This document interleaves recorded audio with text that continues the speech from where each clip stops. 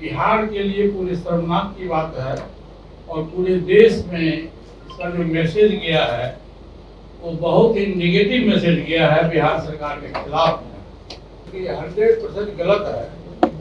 सरकार अपनी विफलता को छिपाने के लिए और सरकार ने जानबूझकर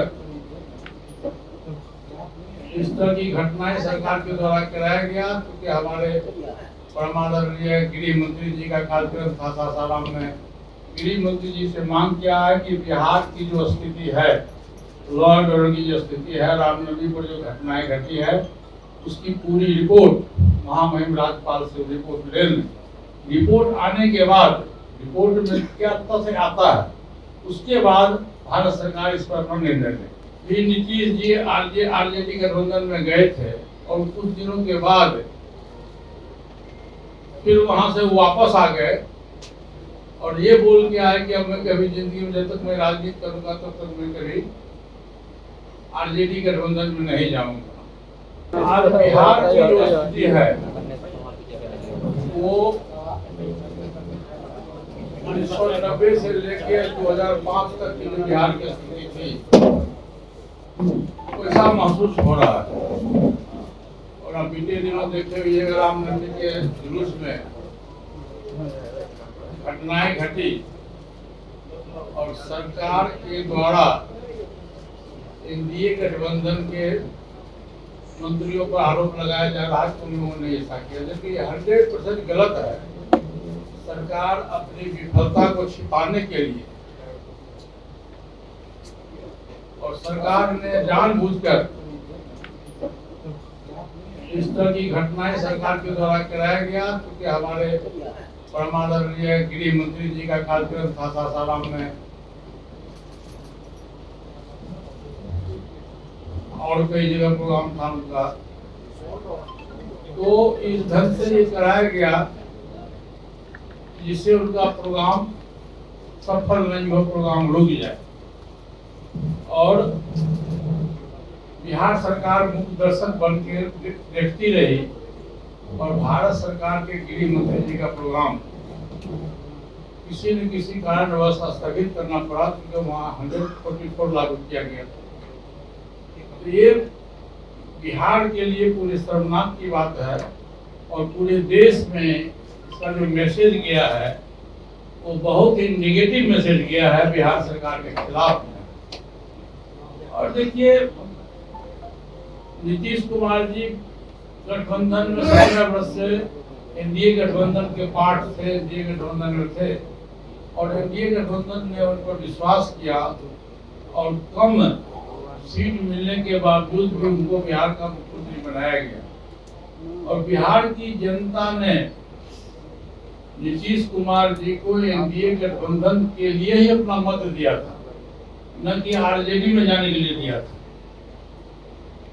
और इसके पहले भी आप देखे हुए 2015 में भी नीतीश जी आरजेडी गठबंधन में गए थे और कुछ दिनों के बाद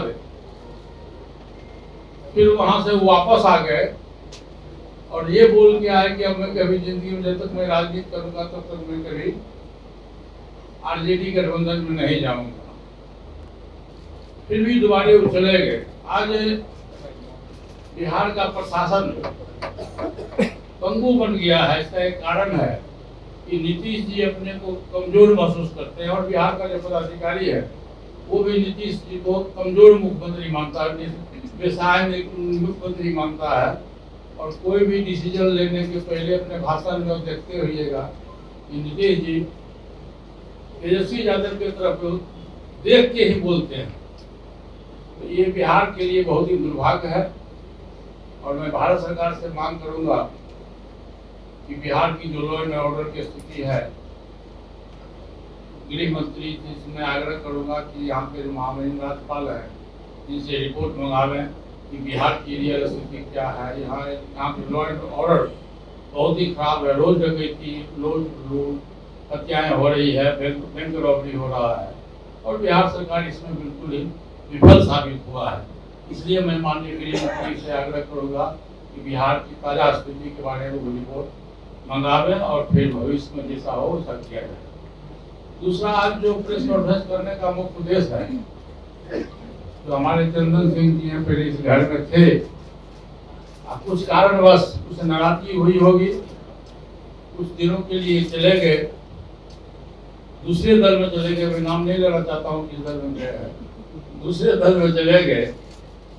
फिर इनको पश्चाताप हुआ, महसूस हुआ, पश्चाताप महसूस हुआ इनको कि मैं गलत जगह गया हूँ। फिर इन्होंने अपनी आस्था हमारे दल के साथ व्यक्त किया है। हमारे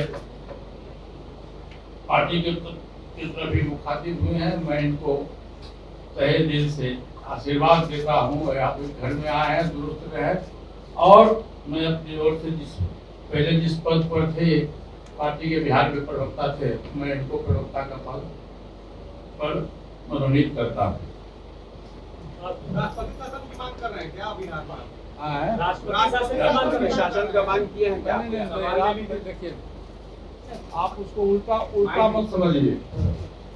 मैंने गृह मंत्री जी से मांग किया है कि बिहार की जो स्थिति है, लॉ एंड ऑर्डर की जो स्थिति है, रामनवमी पर जो घटनाएं घटी है, उसकी पूरी रिपोर्ट महामहिम राज्यपाल से रिपोर्ट ले लें। रिपोर्ट आने के बाद, रिपोर्ट में क्या तथ्य आता है, उसके बाद भारत सरकार इस पर अपना निर्णय ले। आपने कहा कि गृह मंत्री के कार्यक्रम को प्रभावित करने के लिए किया है, आपको भी आशंका है क्या कि कुछ लोगों ने इस तरह के काम करवाए? हाँ, निश्चित रूप से हुआ है, निश्चित रूप से हुआ है।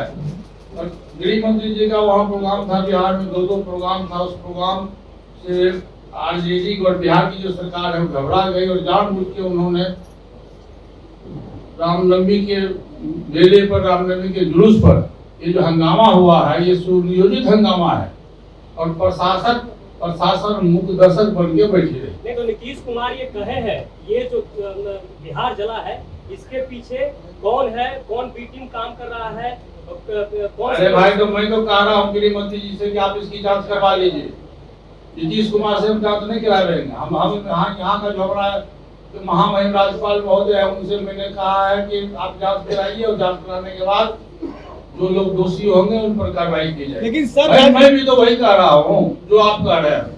लेकिन सर, राज्यपाल का एक प्रोटोकॉल होता है। आप कह रहे हैं कि राज्यपाल अपनी रिपोर्ट दे, लेकिन राज्यपाल परसों एक कार्यक्रम में उन्होंने ये कहा कि प्रधानमंत्री जी को 74% जनता चाहती है कि वो फिर से प्रधानमंत्री रहें। ये राज्यपाल कैसे कर सकते हैं सर? राज्यपाल देश का नागरिक नहीं है? नागरिक हो सकते हैं सर, उनका एक प्रोटोकॉल है सर। पहले सुनिए, सवाल क्या है? पहले सुनिए, ये मौलिक अधिकार है। हर एक व्यक्ति का मौलिक अधिकार, देश का नागरिक है, उसको मौलिक अधिकार है।